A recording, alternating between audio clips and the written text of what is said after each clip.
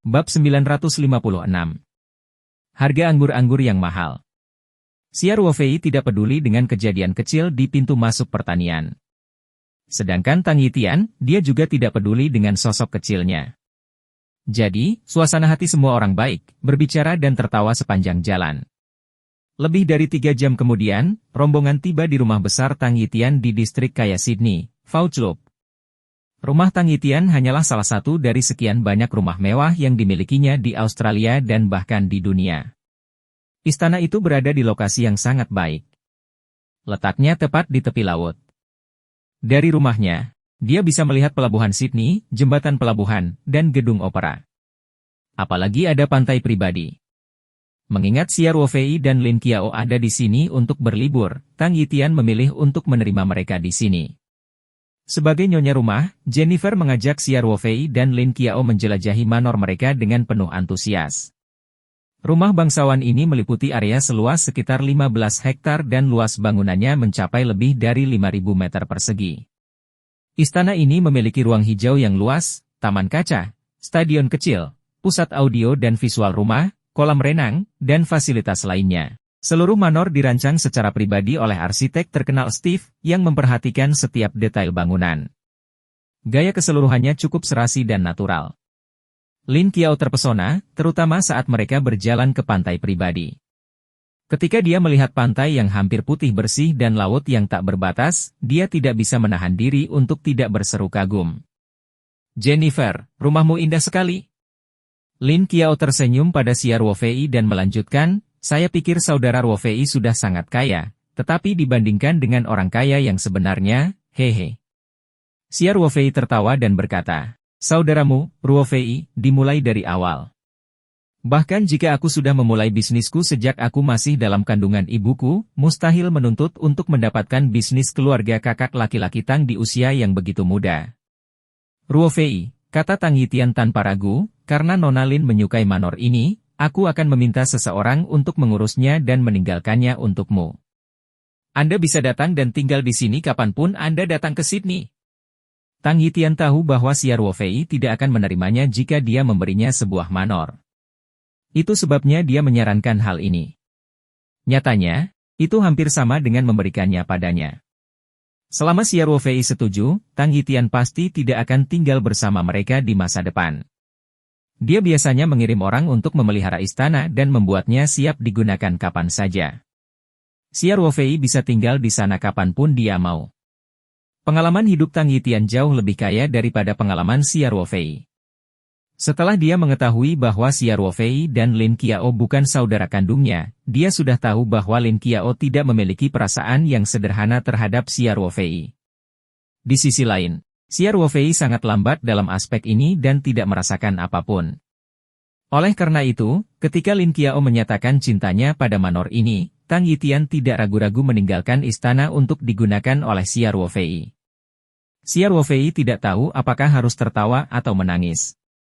"Kakak Tang, saya mungkin bahkan tidak bisa datang ke Australia setahun sekali. Mengapa kamu meninggalkan manor sebesar itu untukku?" Dia bertanya. "Bukankah itu sia-sia?" "Mengapa itu sia-sia?" Tang Yitian berkata tanpa peduli. "Simpan sebagai cadangan. Saya punya banyak rumah, tapi saya tidak bisa tinggal di semuanya. Saya bahkan mungkin tidak akan tinggal di beberapa di antaranya sekali dalam 1 atau 2 tahun. Xia Ruofei tersenyum. "Kakak Tang, kamu orang kaya dan berkuasa. Aku berbeda. Pokoknya, kamu harus mendengarkanku. Tidak perlu menyia-nyiakannya." Melihat bahwa Tang Yitian akan memberikan seluruh manor kepada Xia Ruofei, Lin Qiao tidak bisa menahan diri untuk tidak menjulurkan lidahnya dan berkata, "Tuan Tang, aku hanya berbicara omong kosong. Jangan menakutiku." Selain itu, saudara Ruofei pasti tidak akan menerimanya. Tang Yitian hanya bisa berkata tanpa daya, "Baiklah. Namun, jika Anda datang ke Australia di kemudian hari, ingatlah untuk segera memberitahu saya. Saya akan membayar semua makanan, akomodasi, dan transportasi Anda." Xia Ruofei tertawa dan berkata, "Tentu. Aku berjanji tidak akan menghadiri upacara bersamamu." Hari sudah sore, dan semua orang menikmati matahari terbenam di pantai sebentar sebelum kembali ke istana. Bangunan utama Manor adalah villa 6 lantai dengan luas total lebih dari 4.000 meter persegi. Tang Yitian sudah memerintahkan para pelayan untuk menyiapkan makan malam. Makan malam diatur di taman yang indah. Meja panjang dan anggun itu dipenuhi dengan makanan lezat yang tampak, tercium, dan harum. Ada masakan Australia dan makanan Cina asli. Tang Yitian sangat perhatian. Dia khawatir Xia Ruofei dan Xia Ling tidak akan terbiasa dengan makanan Australia, jadi dia meminta koki keluarga untuk menyiapkan makanan Cina.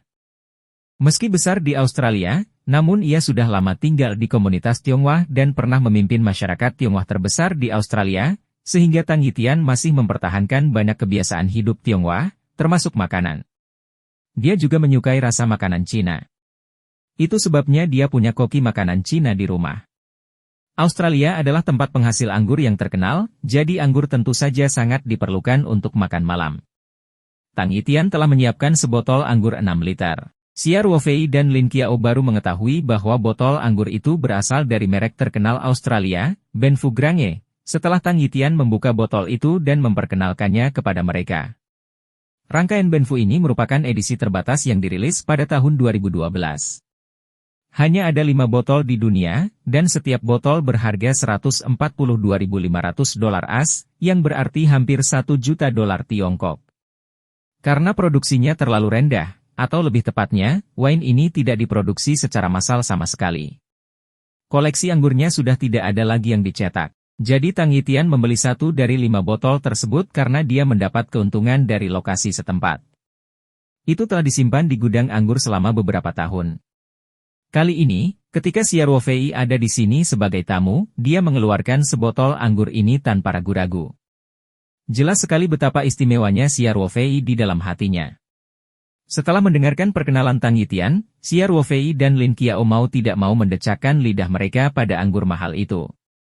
Bahkan Xia Ruofei belum pernah mendengarnya sebelumnya. Harganya hampir 1 juta yuan per botol. Bahkan jika itu adalah botol 6 liter, segelas kecil harganya 20 hingga 30 ribu yuan. Itu bahkan lebih mahal dari emas. Xia Ruofei tersenyum. Kakak Tang, jika kamu memberitahuku sebelumnya, aku pasti tidak akan membiarkanmu membuka botol anggur ini. Itu terlalu boros. Xia, kata Jennifer sambil tersenyum, meskipun Pak Gubernur datang sebagai tamu, Ethan tidak akan bersedia mengeluarkan sebotol anggur ini untuk disajikan kepadanya. Tapi Anda adalah tamu paling terhormat di keluarga kami. Tentu saja, kami harus menyajikan anggur terbaik untuk Anda. Tang Yitian tertawa dan berkata, Jennifer benar. Ruofei, Anda adalah tamu paling terhormat di keluarga kami. Ayo, kita minum bersama. Setelah itu, Tang Yitian mengangkat gelasnya. Semua orang mengangkat gelas mereka. Bahkan Tang Haoran mengangkat gelas minumannya. Setelah mendentingkan gelas, Xia Ruofei menyesapnya dan berkata dengan ekspresi berlebihan, saya meminumnya seharga beberapa ribu yuan. Saya tidak merasa ada perbedaan. Saudara Ruofei, kamu tidak tahu banyak tentang anggur. Sungguh sia-sia memberimu anggur semahal itu. Lin Qiao mengerucutkan bibirnya dan tersenyum. Xia Ruofei memandang Lin Qiao sambil tersenyum dan berkata, kamu berbicara seolah-olah kamu tahu tentang anggur. Saya bisa mempelajarinya jika saya tidak mengetahuinya. Lin Qiao mengangkat dagunya. Lin, aku bersedia menjadi guru pencicip anggurmu.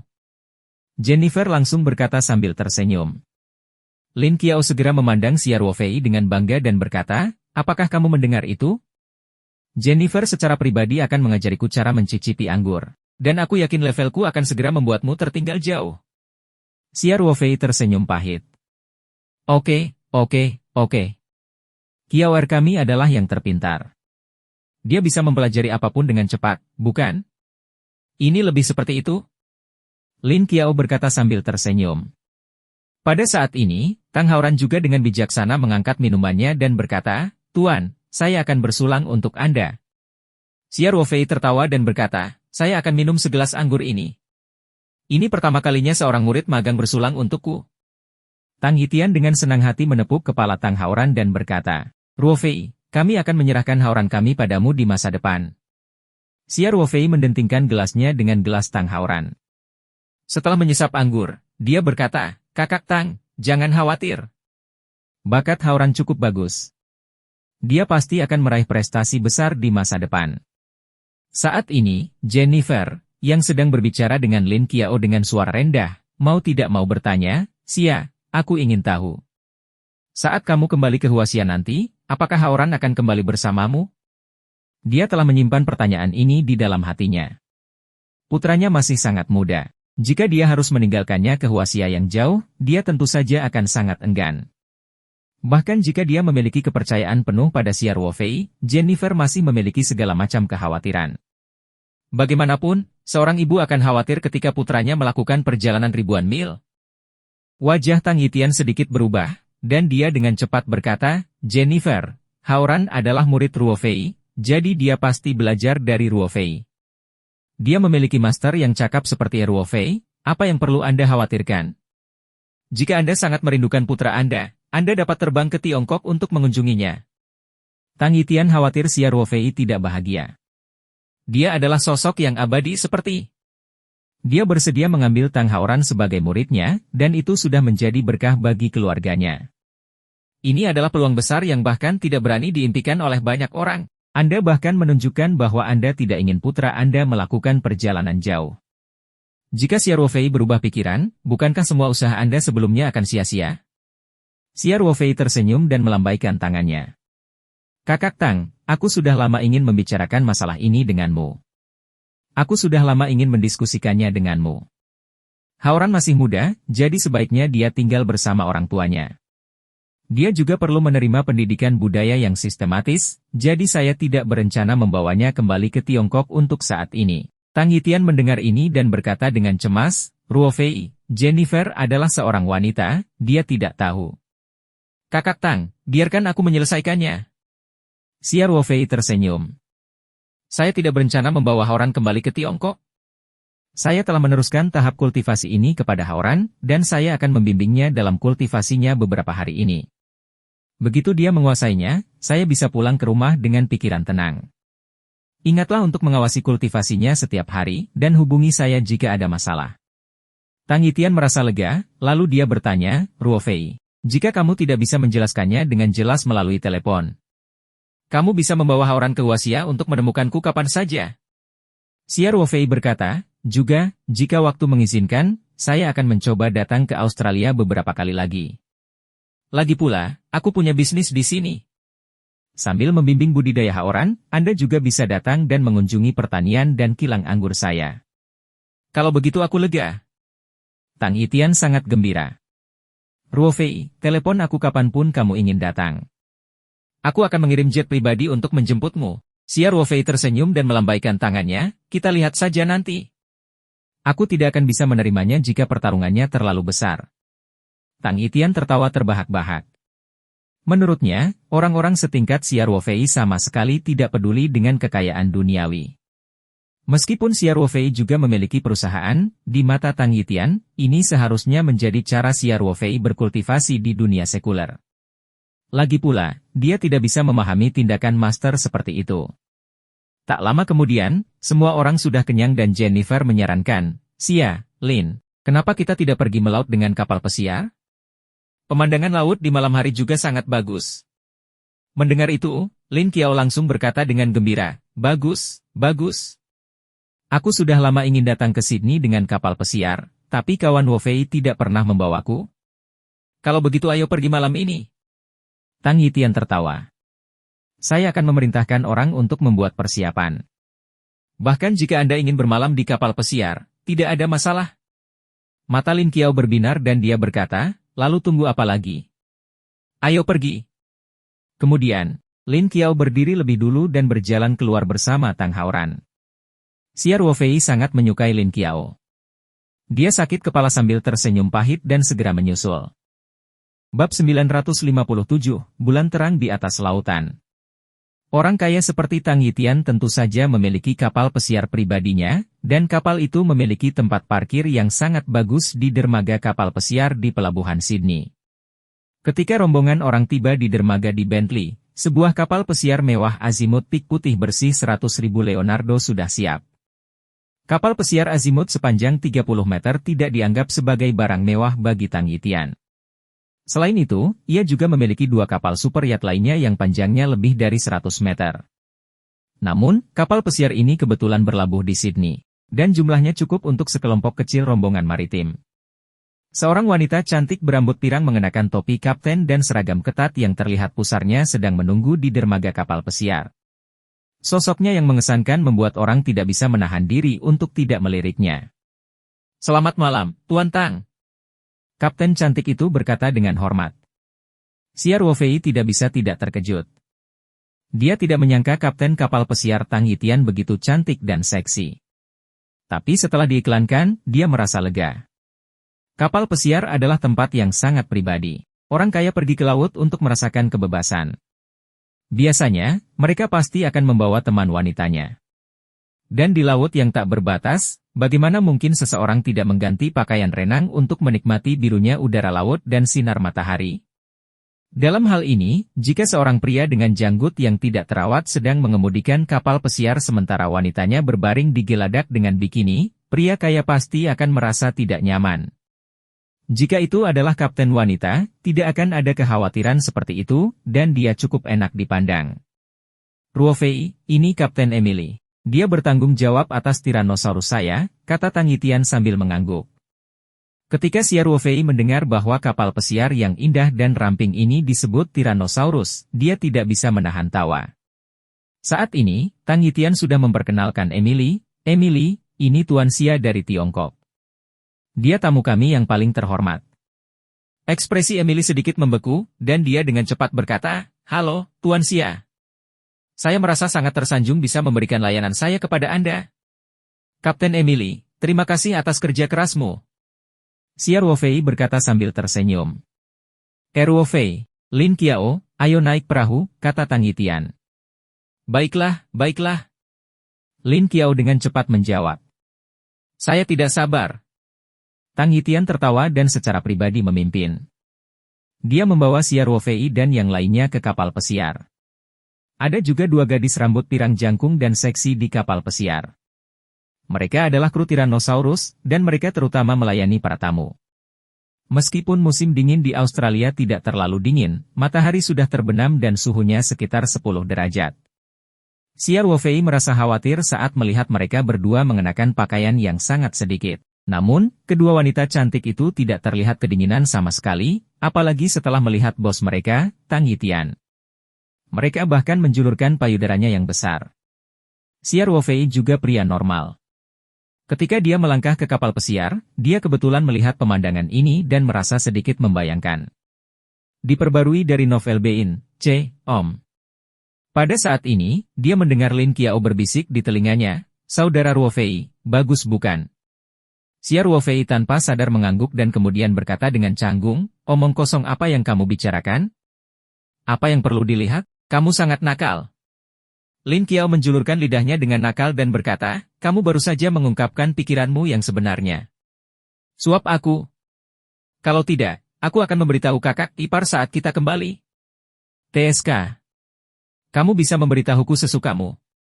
Xia Ruofei berkata, "Mari kita lihat apakah King Sui akan mempercayaimu atau aku. Aku benar-benar tidak tahu ramuan ajaib apa yang kamu berikan pada saudara King Sui," kata Lin Qiao dengan ekspresi ditekankan. Xia Ruofei tidak bisa menahan tawanya. Setelah semua orang naik ke kapal pesiar, kapal itu segera meninggalkan dermaga perlahan di bawah kendali Emily dan menuju ke laut. Tang Yitian dan Jennifer dengan antusias mengajak Xia Ruofei dan Annie berlayar kapal pesiar.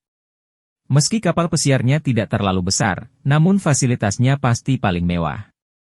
Desainnya bahkan lebih orisinal, dan penggunaan ruang di dek sangat tinggi. Fitur paling uniknya adalah dek buritan yang besar dan ujungnya bervariasi, serta terdapat bangku berbentuk U yang dapat diubah menjadi tempat tidur pantai yang nyaman. Bagian buritan kapal bisa dibuka seluruhnya, dan ruang makan di buritan bisa menyatu dengan buritan, membentuk meja teh terbuka yang unik. Terdapat tempat istirahat yang luas di tengah pegangan haluan kapal, di mana para tamu dapat menikmati sinar matahari dan sarapan yang mewah. Kapal pesiar itu juga memiliki penthouse unik dengan pemandangan laut besar. Ada sofa super besar dan furnitur bergaya di dek observasi. Duduk di sofa super besar untuk dek observasi, angin laut terasa, dan pemandangan laut 360 derajat tak tertandingi. Selain dek khusus dan rest area, area tengah kapal pesiar juga memiliki kamar tidur mewah. Selain kamar tidur utama super besar, ada 3 kamar tidur tamu dengan dekorasi mewah serupa. Setelah berkeliling, semua orang akhirnya kembali ke dek observasi di lantai paling atas. Xia Ruofei dan Lin Qiao tidak bisa tidak memuji. Xia Ruofei pernah merasakan jet pribadi kakek Tang He sebelumnya. Hari ini, dia melihat kapal pesiar pribadi Tang Yitian, dan itu hanyalah kapal pesiar mewah terkecilnya. Dia hanya bisa menghela nafas dengan haru bahwa kehidupan orang kaya memang penuh dengan kenikmatan yang tak terbayangkan. Tang Yitian mengulurkan tangannya untuk menghentikan si rambut pirang yang datang melayani mereka. Dia secara pribadi menuangkan anggur untuk Xia Ruofei dan yang lainnya. Itu adalah gerangi edisi terbatas yang sama yang mereka buka saat makan malam. Sebotol anggur ini berukuran 6 liter, jadi tidak mungkin dihabiskan dalam satu kali makan. Jadi, Tang Yitian membawanya. Bab 958, Bulan Terang di Atas Lautan Bagian 2. Tang Yitian menyerahkan gelas anggur kepada Xia Ruofei dan Lin Qiao, dan berkata sambil tersenyum, "Ruofei, karena Lin Qiao sangat menyukai kapal pesiar, saya telah memesan Ferretiat 960, yang akan segera dikirimkan." Mengapa saya tidak mentransfernya ke nama Lin Qiao? Kebetulan ketiga gunung tersebut merupakan kota pesisir, sehingga akan sangat nyaman bagi Anda untuk melaut dari dalam negeri. Xia Ruofei dengan cepat mengubah tangannya dan berkata, dia hanya seorang wanita muda, mengapa dia membutuhkan kapal pesiar mahal? Tidak perlu, tidak perlu, tidak perlu. Lin Qiao juga tersenyum dan berkata, "Kakak Tang, jangan menakuti kami lagi, kamu orang kaya. Bahkan jika kamu memberiku kapal pesiar mewah itu, aku tidak mampu membiayai. Saya akan membayar kapal pesiarnya, tentu saja." Tang Yitian tertawa, kapal pesiar Faraday tidak mahal. Itu sekitar 80 juta dolar Tiongkok. Versi custom memang sedikit lebih mahal, namun hanya sekitar 100 jutaan saja. Lin Qiao mencengkeram dadanya dan berkata, 100 juta tidak mahal? Seluruh kekayaan bersihku hanya 10 hingga 20 ribu yuan. Jennifer dan Tang Yitian tidak bisa menahan tawa ketika mereka melihat penampilan imut Lin Qiao. Di mata mereka, Lin Qiao memiliki saudara laki-laki yang kuat seperti Xia Ruofei. Jangankan 100 juta, kalaupun dia meminta beberapa ratus juta atau bahkan beberapa miliar, itu bukan apa-apa. Bagi sosok seperti dewa seperti dia, uang hanyalah angka. Faktanya, mereka tidak tahu bahwa Xia Ruofei tidak sekaya yang mereka kira. Tentu saja, ini juga karena Xia Ruofei tidak ingin mengumpulkan kekayaan melalui cara-cara tertentu. Jika tidak, dia bisa menghasilkan banyak uang hanya dengan mengandalkan kemampuan petaroh untuk mengidentifikasi batu giok dan perjudian batu. Ada juga ginseng gunung berusia ratusan tahun yang tak terhitung jumlahnya dan hutan jin Sinanmu yang luas di sela-selanya. Jika dia menjual semuanya, dia akan mendapat kekayaan yang tak terukur. Namun, semua ini bisa mengungkap rahasia ruang petaroh. Itu adalah bahaya tersembunyi dan Xia Ruofei pasti tidak akan melakukan itu. Selain itu, Xia Ruofei menikmati kehidupannya saat ini. Bersikap rendah hati, bersorak riang, dan menghasilkan uang seakan-akan memberikan rasa pencapaian yang lebih besar. Xia Ruofei membekukan rambut Lin Qiao dan berkata, "Kakak Tang, jangan bilang kami memberi kapal pesiar, rumah, atau apapun di masa depan. Kami pasti tidak bisa menerimanya." Mata Tang Yitian menunjukkan sedikit mengecewakan. Xia Ruofei melanjutkan, "Tetapi jika kami datang ke Australia, kami tidak akan sopan kepada Anda. Kami harus merepotkanmu." Tang Yitian segera mengungkapkan ekspresi bahagia dan berkata, "Tentu saja.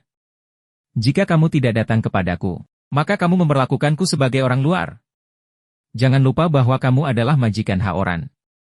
Ya. Kita semua adalah keluarga. Aku pasti tidak akan sopan padamu," kata Xia Ruofei. Tang Yitian sangat gembira. Ya. Kami keluarga. Kami adalah keluarga." Kapal pesiar itu sampai ke laut lepas dan berlabuh. Saat ombak naik dan turun dengan lembut, semua orang duduk di dek observasi, minum anggur dan mengobrol. Di kejauhan, tempat laut dan langit terhubung, bulan yang cerah perlahan terbit, memercikkan sedikit cahaya ke laut. Jennifer hanya bisa menghela nafas. "Xia, Lin, budaya negara Anda memang luas dan mendalam. Sama seperti pemandangan indah di depan kita, saya tahu bagaimana mendeskripsikannya dalam bahasa Inggris. Tapi Anda sudah memiliki puisi yang sangat tepat sejak ratusan tahun yang lalu. Pada titik ini, Jennifer mengalihkan pandangannya ke laut dan melafalkan dalam bahasa Mandarin non-standar, bulan terang di atas laut, ujung dunia pada saat yang sama. Kata-kata yang sangat indah. Jennifer, kata Xiao Fei sambil tersenyum, saya menyadari bahwa Anda benar-benar berbakat. Jika Anda punya waktu, saya sangat menyarankan Anda mempelajari bahasa dan sastra Tiongkok secara sistematis. Istri saya dipengaruhi oleh saya. Dia bahkan tidak bisa berbicara bahasa Mandarin yang paling sederhana sebelumnya. Dia baru mendaftar ke sekolah menjejalkan bahasa Mandarin setelah kami menikah. Tang Yitian berkata dengan bangga. Apakah kamu ingin memuji kekuatan cinta? Jennifer bertanya sambil tersenyum. Tentu saja. Tang Yitian tertawa. Sebenarnya aku juga terpengaruh olehmu. Meskipun saya memulai sebuah perusahaan hiburan sebelumnya, saya tidak tahu banyak tentang industri hiburan, tapi sekarang saya mengetahuinya seperti itu adalah harta keluarga. Jennifer tertawa, dalam bahasa Cina, ini disebut, semakin dekat Anda dengan vermilion, Anda akan semakin merah. Aku terpengaruh olehmu, dan akulah yang terpengaruh olehmu. Hahaha. Tang Yitian tidak menyangka istrinya akan benar-benar memanfaatkan apa yang telah dia pelajari dengan baik. Dia tidak bisa menahan senyum pahitnya. Lin Qiao merasa iri saat melihat Tang Yitian dan Jennifer begitu penuh kasih sayang. Dia tidak bisa menahan diri untuk tidak melirik ke arah Xiao Fei. Dia tidak menyangka Xiao Fei akan berbalik saat ini. Lin Qiao dengan cepat membuang muka, jantungnya berdetak kencang seperti rusa. Xiao Fei tidak menyadari rasa malu Lin Qiao. Dia tersenyum dan berkata, Qiao kedua orang ini sedang memamerkan kasih sayang mereka. Tidakkah menurutmu kita harus pergi? Lin Qiao diam-diam merasa lega. Dia tersenyum dan berkata, apakah kamu menyesal tidak membawa serta kakak iparmu?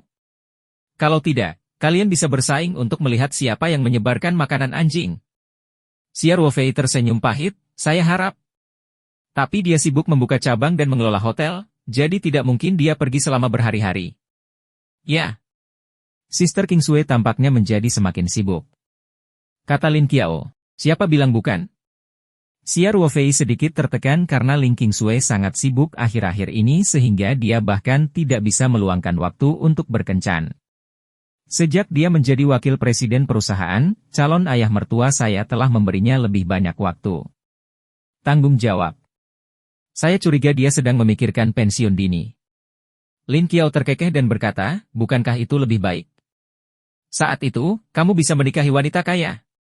Saya lebih suka Kingsue tidak terlalu sibuk. Xiao Fei berkata, bukankah lebih baik menjadi lebih riang? Lin Qiao tidak bisa menahan diri untuk tidak memutar matanya ke arah Xiao Fei. Apakah menurut Anda setiap orang memiliki kehidupan yang baik seperti Anda? Anda adalah bosnya, tetapi Anda tidak muncul di perusahaan selama 10 hari hingga setengah bulan, dan bawahan Anda mengurus semuanya untuk Anda. Yang lebih tidak masuk akal lagi adalah bisnis Anda menjadi semakin baik dari hari ke hari. Xiao Fei tertawa dan berkata, itulah alasannya. Orang yang benar-benar cakap pastilah bukan orang yang bekerja keras. Setelah semua orang mengobrol sebentar, Tang Haoran merasa sedikit mengantuk, jadi dia memutuskan untuk kembali ke kamarnya untuk beristirahat. Karena Lin Qiao ingin menikmati matahari terbit di laut, Tyrannosaurus tidak akan kembali malam ini. Semua orang akan tetap berada di kapal pesiar. Awalnya, Tang Yitian ingin meninggalkan kamar tidur utama yang luas untuk Xiao Fei, tapi Xiao Fei dengan tegas menolak. Tang Yitian adalah masternya, dan mereka adalah keluarga beranggotakan 3 orang, jadi kamar tidur utama adalah yang paling cocok. Tak berdaya, Tang Yitian hanya bisa setuju. Dia secara pribadi membawa Xiao Fei dan Lin Qiao kembali ke kamar mereka dan kemudian kembali ke kamar tidur. Di malam hari, Xiao Fei duduk di tempat tidur di kamar tamu. Dia menyerap semua yang ki murni bawaan yang dia serap dari tubuh Tang Haoran di pagi hari dan mengubahnya menjadi ki aslinya. Meskipun jumlah yang ki murni bawaan yang diserap kali ini jauh lebih sedikit dibandingkan 2 kali sebelumnya, hal ini masih memungkinkan budidaya Xiao Fei meningkat dengan selisih yang besar. Dia samar-samar sudah bisa merasakan hambatan dari murid ki level 4. Mulai sekarang, bahkan jika tidak ada lagi yang ki murni bawaan yang dapat diserap, Xia Ruofei yakin bahwa dia dapat menembus murid Qi level 5 dalam waktu 2 hingga 3 bulan. Tentu saja, premisnya adalah dia harus berkultivasi di ruang petaroh tanpa merusak fondasinya. Pada jam 11 malam, Xia Ruofei duduk bersila di tempat tidur dan memulai kultivasi pertamanya di dunia luar. Pada tengah malam, Xia Ruofei dapat dengan jelas merasakan bahwa ki spiritual antara langit dan bumi menjadi jauh lebih aktif. Dia segera menggunakan teknik Dao yang hebat dan mulai menyerap ki spiritual bebas di udara. Saat ia mulai menggunakan metode budidaya, cahaya bulan di permukaan laut tampak sedikit bergetar lalu berkumpul menuju pelayaran. Pada saat yang sama, Xia Ruofei dapat dengan jelas merasakan ki spiritual di sekitarnya perlahan meningkat. Dia senang dan mulai fokus pada metode terobosan lagi, menelan ki spiritual langit dan bumi serta cahaya bulan yang dia tarik. Bab 959, Nasihat Jennifer. Setelah ki spiritual langit dan bumi dan cahaya bulan memasuki meridiannya melalui titik akupuntur aperture, perlahan-lahan mereka berubah menjadi ki sejati yang murni di bawah pengoperasian metode penanaman mentalnya. Xia Ruofei sepenuhnya fokus pada kegagalannya dan waktu berlalu dengan lambat. Tanpa disadari, Xia Ruofei merasakan ki spiritual langit dan bumi tiba-tiba menjadi semakin kacau. Dia menghentikannya dan membuka matanya. Dia mengangkat tangannya untuk melihat perhiasannya. Saat itu sudah jam 1 pagi. Tengah malam telah berlalu. Ini adalah pertama kalinya Xia Ruofei dipagari di dunia luar. Secara keseluruhan, dia merasa sedikit lebih baik dari dugaannya dan budidayanya meningkat.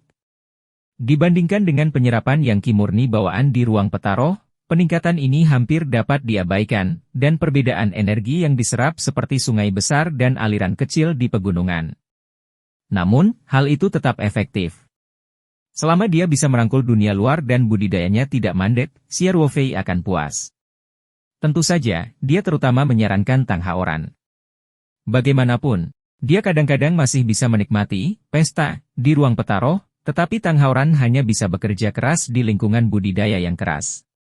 Xia Ruofei juga memutuskan untuk mempercepat pengembangan kekuatan spiritual dan ki aslinya.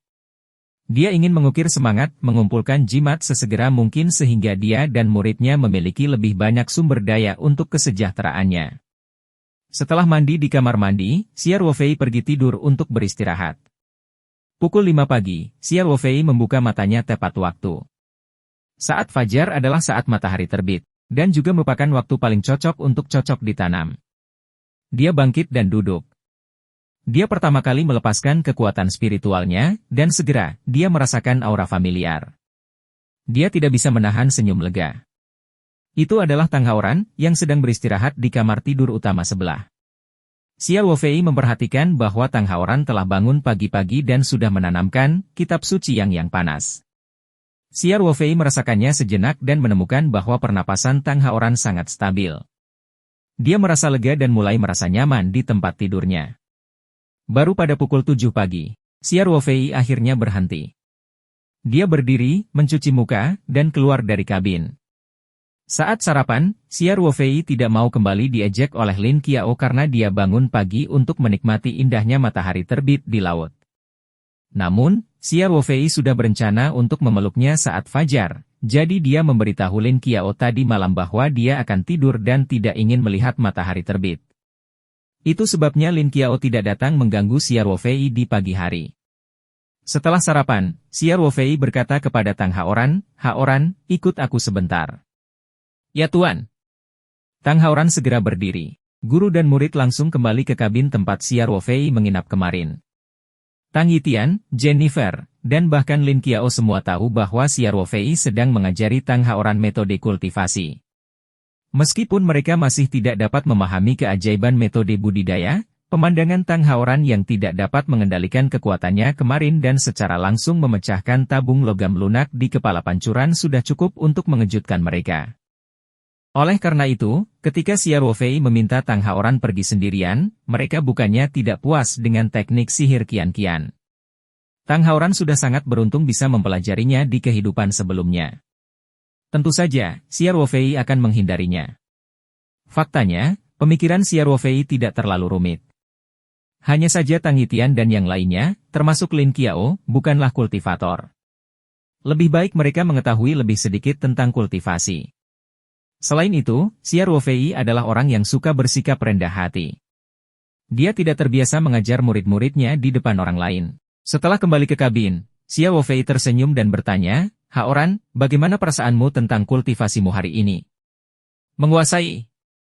Efeknya tampaknya sangat rata-rata," kata Tang Haoran dengan wajah pahit. Xia Ruofei tertawa dan memarahinya, "Dasar bocah nakal, apakah menurutmu setiap kali kamu berkultivasi, itu akan seperti pertama kali kamu menyerap yang murni bawaan?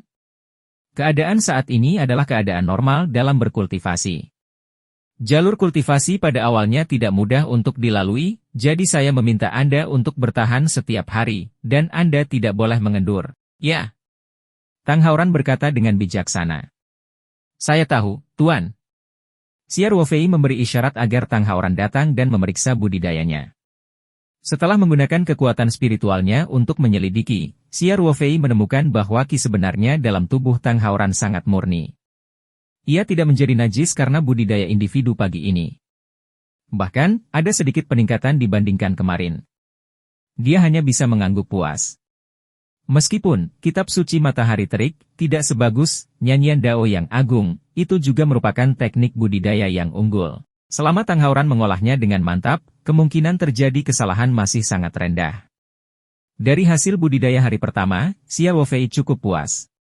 "Haoran, kamu telah berhasil dalam kultivasi hari ini," kata Xia Ruofei. "Kamu masih muda, jadi kamu tidak bisa terburu-buru dalam berkultivasi. Anda harus meletakkan fondasi yang kokoh dan mengasah pisau Anda agar tidak menunda pekerjaan Anda. Apakah kamu mengerti?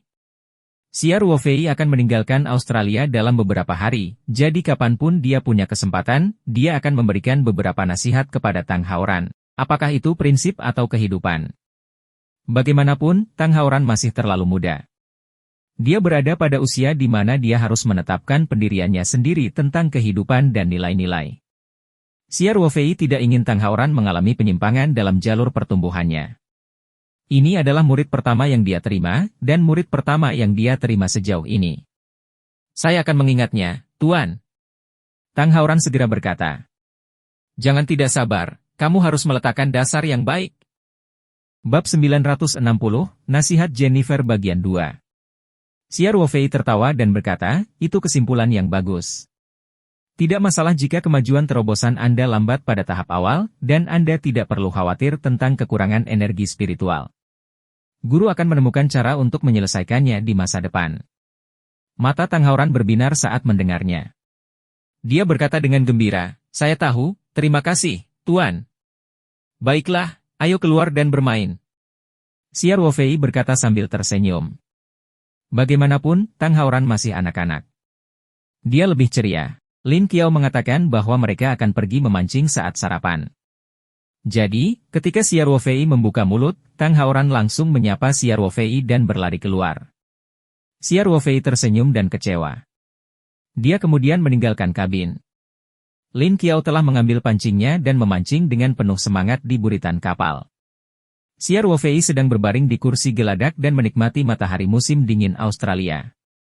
Setelah bermain sebentar, Lin Qiao memperoleh sedikit keuntungan.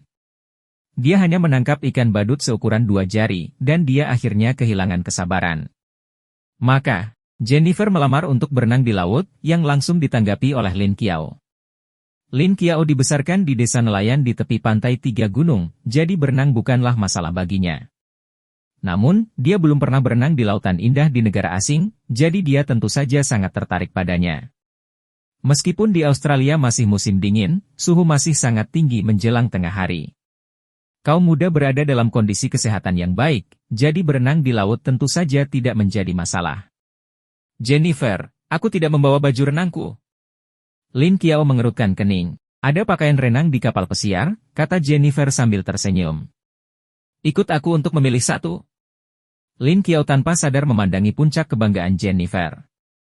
Jennifer langsung mengerti dan tersenyum, "Jangan khawatir, saya punya berbagai pakaian renang ukuran di sini. Ikut denganku." Wajah cantik Lin Qiao sedikit memerah, tapi dia merasa dirinya agak rendah. Meski perkembangannya baik, masih ada perbedaan dalam rasnya.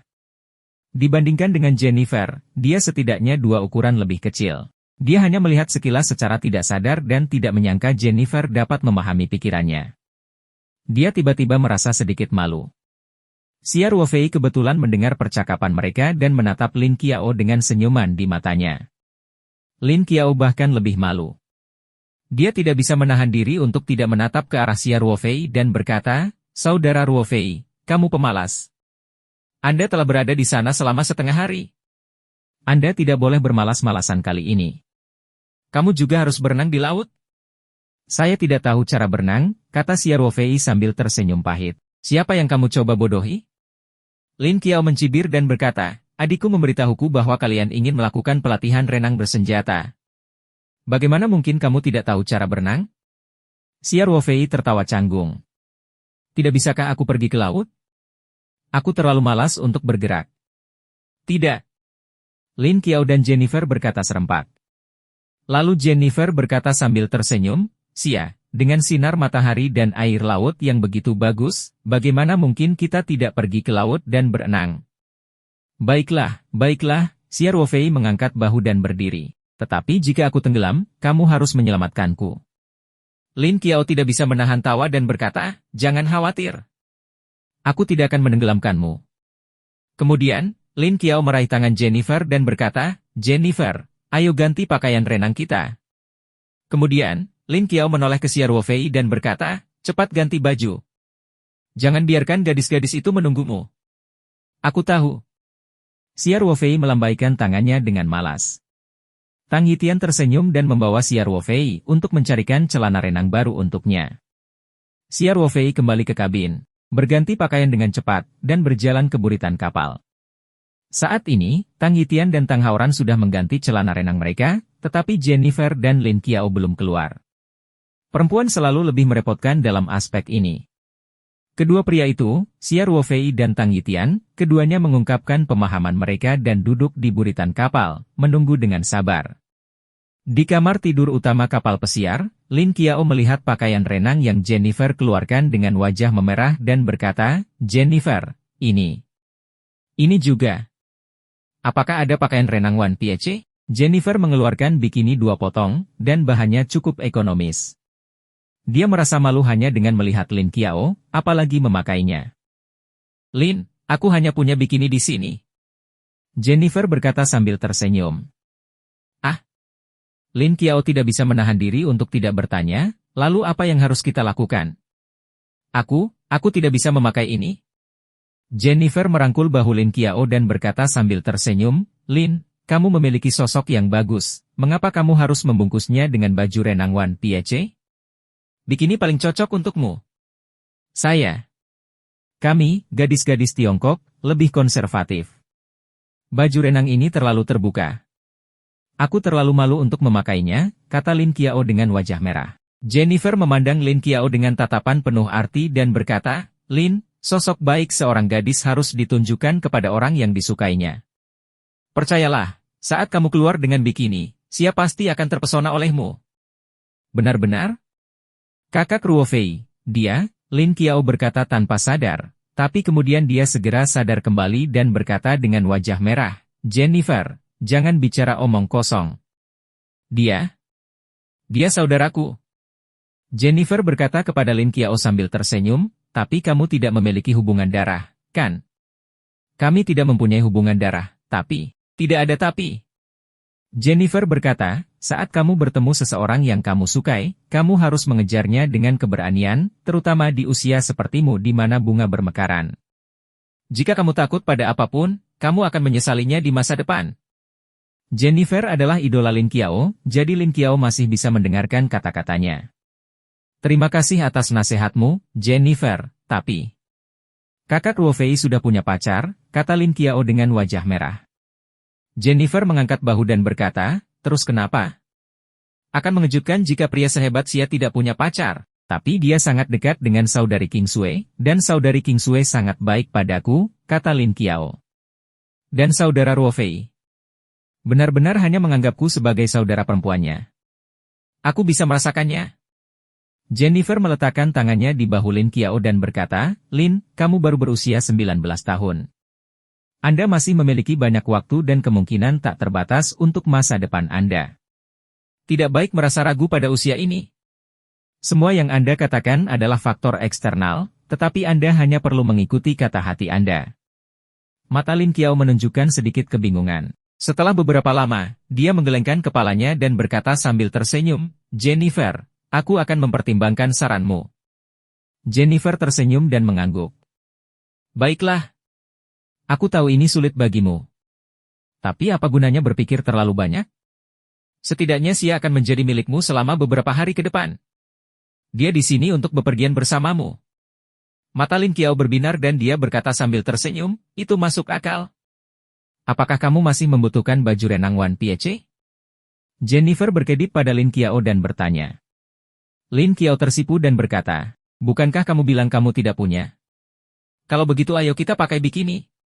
"Ini benar." Jennifer berkata, "Saya akan membantu Anda memilih satu. Kulitmu lebih cerah, jadi menurutku yang ini lebih cocok."